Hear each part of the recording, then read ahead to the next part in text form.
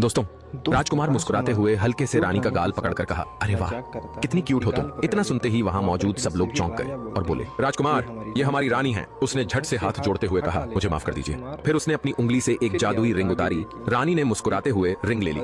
राजकुमार ने फिर अपनी जेब से एक छोटी सी जादुई गोली निकाली और बोला, इसे खा लीजिए रानी जी, आप और भी सुंदर हो जाएंगी। पास खड़े 3 शरारती लड़के बोले, हमें भी दीजिए ना राजकुमार जी, हम भी हैंडसम बनना चाहते हैं। राजकुमार हंस पड़ा और बोला, लो, जितनी चाहो ले लो। और उन्हें भी बहुत सारी गोलियां दे दी। सब हंसते मुस्कुराते चले गए। राजकुमार ने यह देखा तो फिर से रानी के कदमों पर झुक गया और बोला, मुझे सच में माफ कर दीजिए। रानी ने बड़ी शालीनता से कहा, उठिए राजकुमार, मैंने आपको माफ कर दिया है। तभी राजकुमार ने सबको एक चमकता हुआ हीरा दिखाया। सारी लड़कियां दंग रह गईं और बोलीं, वाह, ये तो असली हीरा है। राजकुमार मुस्कुराया और बोला, आओ अप्सराओ, मैं तुम्हें इसकी असली ताकत